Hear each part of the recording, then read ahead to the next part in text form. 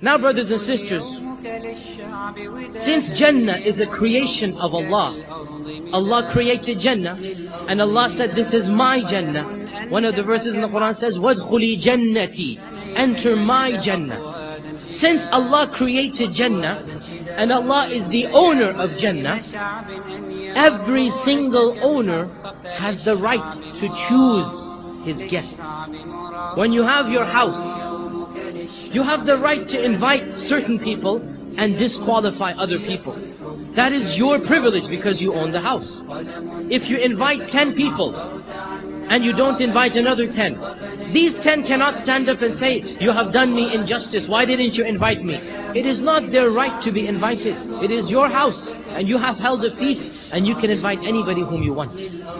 Allah created Jannah, and Allah subhanahu wa ta'ala invites people to Jannah. وَاللَّهُ يَدْعُو إِلَى الْجَنَّةِ وَالْمَغْفِرَةِ بِإِذْنِهِ. One verse in the Quran, Allah calls people to Jannah. So Allah is inviting people to Jannah. If Allah had wanted, brothers and sisters, Allah could have restricted Jannah to an elite of mankind. Allah could have said, Jannah is only for XYZ, is only for this ethnicity, is only for this group of people, it's only for this era, it's only for this civilization.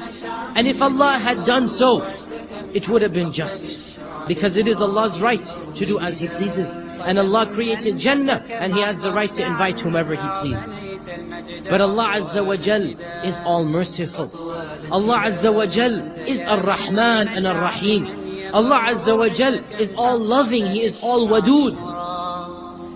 And therefore, He left the invitation to Jannah open for all of mankind. Anybody can enter Jannah. Everybody should strive to enter Jannah. There is no restriction of age, there is no restriction of gender, there is no restriction of class, there is no restriction of caste, there is no restriction of whatever, wherever language you are, your skin color, nothing at all. Allah has left Jannah open to all of mankind, but He has placed a condition upon us and not from Him. In other words, a condition we can do and not something that is beyond our control.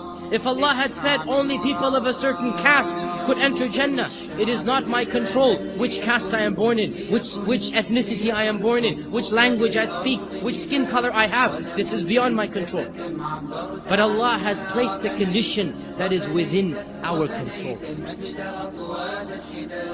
And that condition, Allah has emphasized many times in the Quran. Many times in the Quran. Those who believe and do good deeds.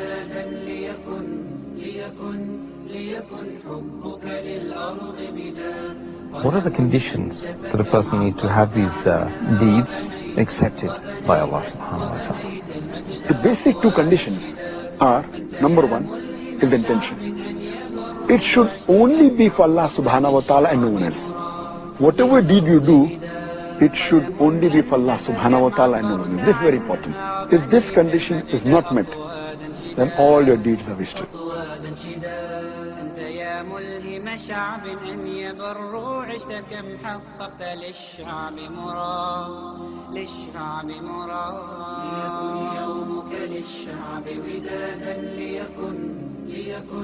ليكن حبك للأرض مداد قلم أنت فكم عبرت عنها وبنيت المجد أطوال الشداد. So if any deed was done not for the sake of Allah, or either for the sake of Allah but joining others with Allah subhanahu wa ta'ala in order to please, the whole deed will be rejected and it will count as it did not take place. In a Qudsi hadith, a Qudsi hadith is basically a hadith that has a statement by Allah subhanahu wa ta'ala, but it's not the Quran. So Allah subhanahu wa ta'ala says in a Qudsi hadith, meaning the Prophet would say, Allah says, and it's not an ayah, Allah says,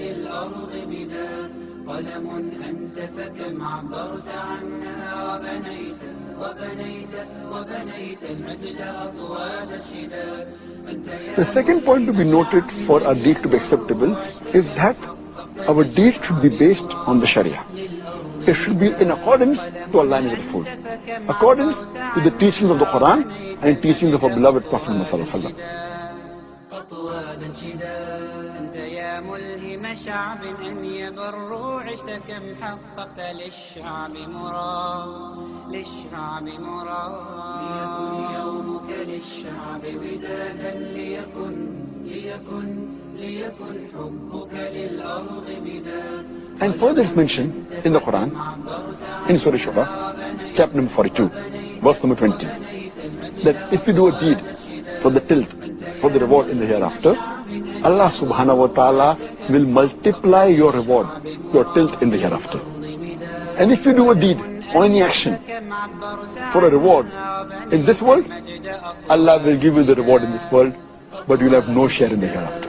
This is another explanation why the deeds of the disbelievers are of no benefit to them on the Day of Judgment. Because they didn't do it, and even the things they did, they didn't do that hoping that they will have something waiting for them in the next life. These people who did, in some of them, it's true, they do good deeds. They do good deeds.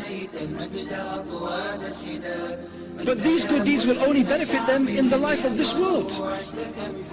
They did not do that seeking the hereafter. It's no good if you have a bank account and you just put your money in the bank account. All you will get is what you put in.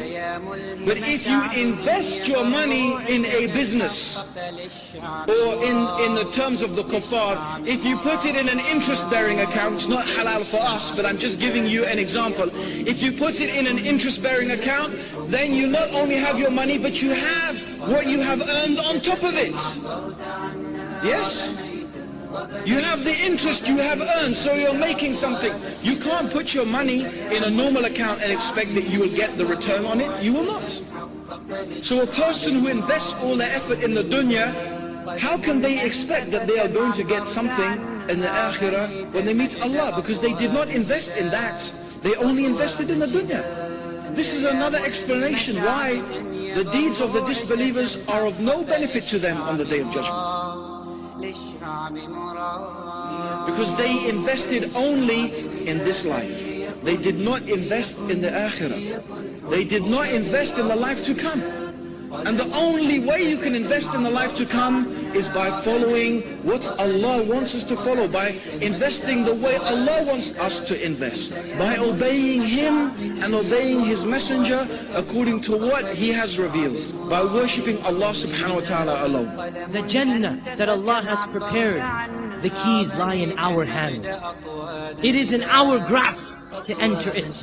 Allah has told us about it, and He's told us how to get there. And He has also told us what will disqualify people from entering Jannah. Whoever does shirk with Allah, whoever worships another being besides Allah, one condition disqualifies you: when you don't worship Allah alone. أنت يا ملهم شعب من يبر واشتكى حققت للشعب للشعب